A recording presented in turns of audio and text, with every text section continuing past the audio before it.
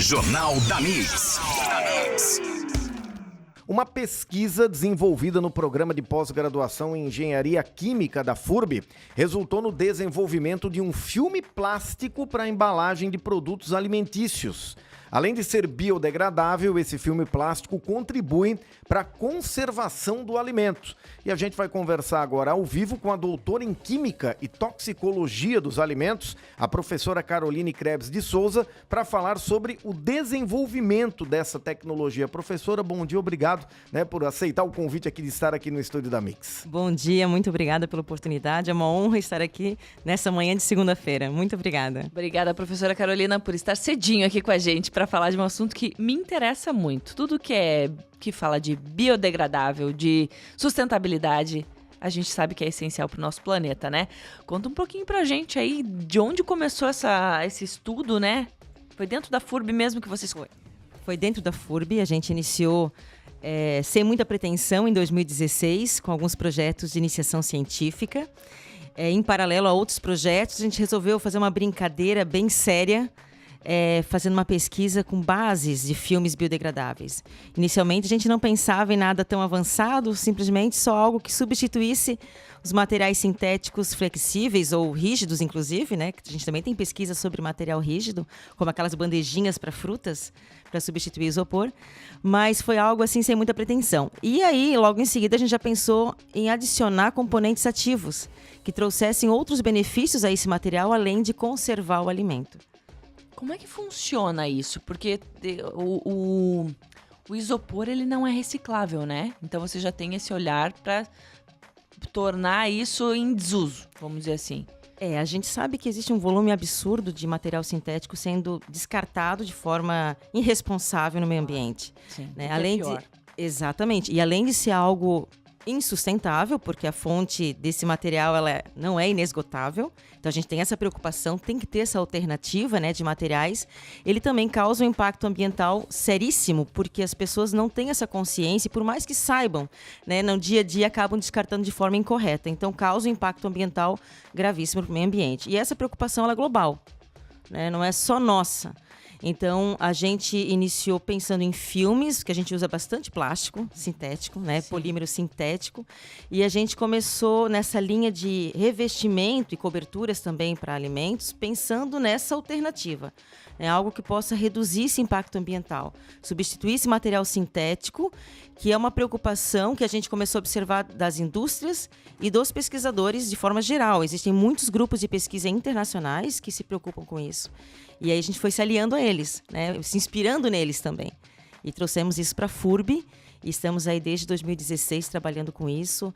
Agora mais fortemente em parcerias com outras universidades, como a Federal, a Embrapa, que nos fornece material da biodiversidade e que nos permite trazer aí outros componentes que agregam valor a esse produto, além de ser biodegradável, sustentável e assim por diante.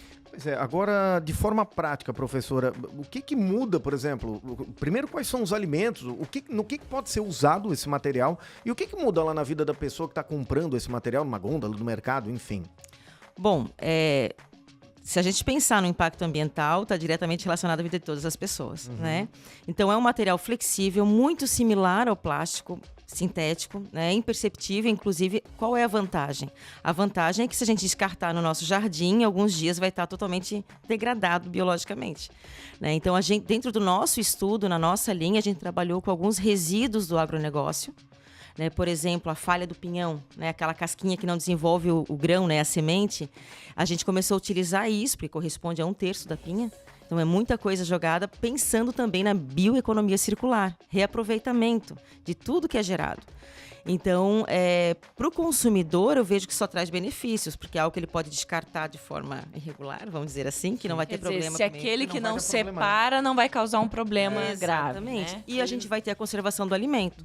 Então, a gente desenvolveu, a última pesquisa de mestrado foi com essa falha de pinhão e com a casca, com o extrato da casca de arroz, que a gente tem bastante aqui na nossa região.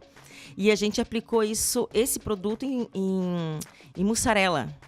Então, o filme, não tem aqueles interfoliares de mussarela fatiada? A gente substituiu por esse filme, esse biopolímero, biodegradável, para conservar. E quando a gente descartou, fez o teste de biodegradabilidade, a gente viu que em alguns dias a gente já não conseguia ver nem resquícios desse material no jardim, no terreno normal, né? E tivemos também há pouco tempo um filme feito com extrato de erva mate, que da mesma forma, em 12 dias já estava totalmente biodegradável ali no ambiente, né? E ele cumpre a função. Isso que eu queria saber. Por exemplo, ele cumpre... Lógico, a gente está falando aqui de uma melhoria para o meio ambiente. Mas, por exemplo, assim, ele cumpre a função daquilo que o plástico normal faria. Sim. Nós estudamos 12 dias da tilápia refrigerada, envasada a vácuo e atmosfera normal, né? Ambiente. E ele conseguiu conservar, manteve as condições de forma melhor do que o peixe embalado num filme normal. Teve condição melhor, então, do alimento. Sim, porque além de ele ter essa função de barreira como um plástico sintético, ele também, por conta do extrato de erva mate, ele tem componentes ativos, que são antioxidantes e antimicrobianos. Então, e a função inteligente, né, que é alterar a coloração desse filme à medida que o peixe vai se degradando. Então, para esse componente extrato de erva mate, a coloração do filme, ela altera quando o pH vai passando para mais básico. Para o ácido, a gente não viu alteração da coloração. Então, para o peixe é interessante, porque o peixe, quando vai se degradando, ele não fica mais ácido como o laticínio, ele vai ficando mais básico. E aí a gente Significa consegue... que ele já está se estragando. Isso. E esse pH alterado em contato com esse biofilme altera a coloração e mostra para o consumidor que naquele momento está ou não está, né, apto para ser consumido. Ou seja, olha que interessante, né? Aquela história de ficar o alimento lá, vamos levar esse aqui agora, não sei se tá bom, se não tá, não sei quanto tempo tá aqui, já vai ser um indicativo para a pessoa buscar um outro produto, né? E para o mercado tirar de circulação aquele que já não tá mais bom para consumo. É um complemento ao prazo de validade, né? Que a gente consegue Exato. não só confiar no prazo da validade, mas também naquela alteração de coloração. E vocês têm um estudo também, professora, com relação ao custo? Porque a gente sabe que as grandes empresas se preocupam com o valor que vão investir até para tentar manter o preço para o consumidor final, né? Vamos lá, daqui a pouco isso aí começa a ser produzido em grande escala. Como é que é o custo disso lá para as grandes empresas produtoras? Aí começa a entrar o gargalo, né? Aí começamos a entrar no gargalo quando a gente pensa em produzir em larga escala. Aí nós precisamos de parceiros, porque a gente já patenteou, já entramos com depósito de patente, só que a gente precisa agora desses parceiros, desde equipamentos que possam tornar viável a produção, e aí sim ter uma noção em relação ao custo do material baixo. A gente tem que ver agora como é que funcionaria a parte de produção. E aí a gente tem um grande parceiro dentro da FURB, que é a AGIT, que é a Agência de Inovação e Tecnologia, que nos dá todo esse suporte, né, de orientação sobre materiais, sobre processos que a gente vislumbra patentear, né, ou que a gente busca uma inovação. E aí eles entram com essa parte também de nos assessorar buscando esses parceiros que vão nos trazer essas respostas que a gente não tem ainda. Ainda não, até porque eu fico pensando assim, eu penso, imagino que para os grandes empresários é interessante ter um produto desse, porque você contribui com o meio ambiente, enfim. Só que lá no final o custo não pode ser tão alto, né? Porque senão inviabiliza muitas vezes mas que a ideia é fantástica, isso não se discute, né? Se a gente pensar que é um produto muito similar ao plástico, que já é produzido, que já tem equipamento, só que tem algumas adequações que têm que ser feitas por ser de base natural, né?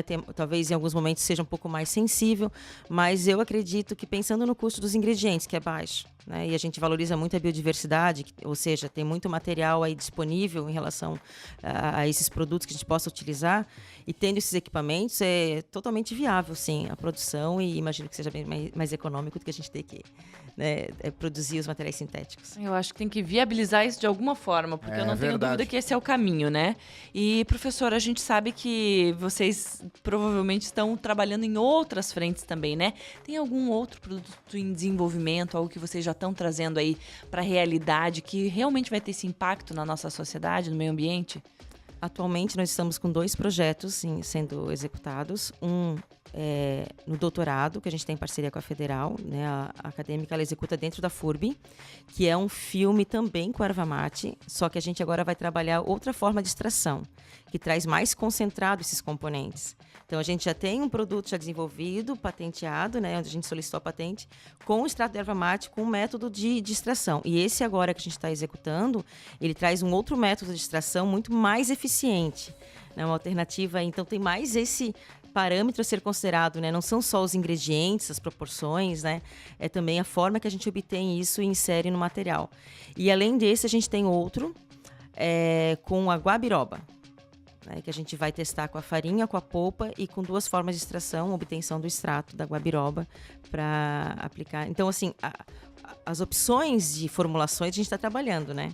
E a gente está lançando aí a ideia para várias pessoas, e já tem muita gente conhecendo o nosso produto que a gente vem desenvolvendo. Inclusive, quando a gente estava em execução do projeto da Erva Mate, acho que foi em 2018, 2019, a gente divulgou o que a gente estava fazendo, estava ainda no início. E a gente já teve a procura de uma empresa do Rio Grande do Sul que trabalha com cosméticos, demonstrando interesse nesse material, né? Porque eles consomem muito erva mate, né? O chimarrão. E aí ela, nossa, isso seria um diferencial para o nosso produto. E porque agrega valor não só ao produto, mas à imagem da empresa também. Claro. Sem dúvida. E aí a gente, não é só para alimentos, a gente pode pensar também em cosméticos, porque é natural que a gente puxe mais para nossa área, né? A gente pensava só em aplicação em alimentos, mas tem várias outras aplicações, né? E a gente, só trabalhando na formulação, a gente consegue já aplicar em outras áreas também. Agora, professora, para quem então tiver interesse também, porque eu fico pensando, daqui a pouco o empresário está ouvindo, pode apoiar de alguma forma, ou mesmo daqui a pouco colocar, né, esse material em algum produto da sua empresa, tem como fazer contato com alguém? Como é que funciona isso, professora? Tem sim. O ideal é que entre em contato diretamente com a AGIT, na FURB, né? O escritório deles fica dentro do Centro de Inovação, mas é um departamento da FURB, que é coordenado pelo professor Vinícius Vigers. Inclusive a equipe coordena muito bem, todo mundo trabalha muito bem ali, é bem interessante, eles atendem muito bem. Eu acho que o ideal seria entrar em contato com eles e eles dão todas, inclusive não só do nosso projeto, mas de todos os outros que estão sendo executados na FURB, né?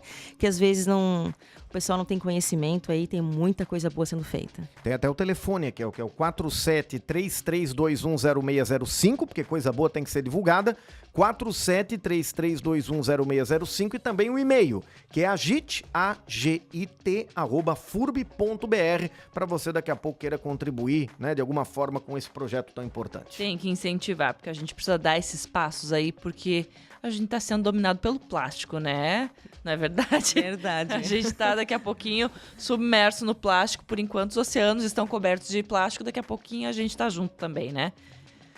Professora Carolina Krebs de Souza, doutora em Química e Toxicologia dos Alimentos, obrigada pela sua participação. A gente fica muito feliz de trazer essas novidades aqui e saber que estão acontecendo no quintal de casa, né? Isso. Pra gente valorizar o que é nosso, não buscar fora, mas sim valorizar o que é daqui. Obrigada. Imagina, eu que agradeço a oportunidade. É sempre uma honra poder divulgar o que a gente tem feito na FURB e vale a pena a gente buscar mais informações, porque tem, como eu já falei, tem muita coisa boa sendo feita e com aplicação e vai ter impacto social muito grande. E no quintal de casa, né? Não é lá nos Estados Unidos, não é lá na China, não. É aqui no quintal de casa. Isso é muito legal. Jornal da Mix. Oferecimento. Toyota agora é Barigui Tarpan, a sua concessionária Toyota para Blumenau e Rio do Sul. E Rede Cooper, 80 anos. É nos encontros que a vida acontece. Mix!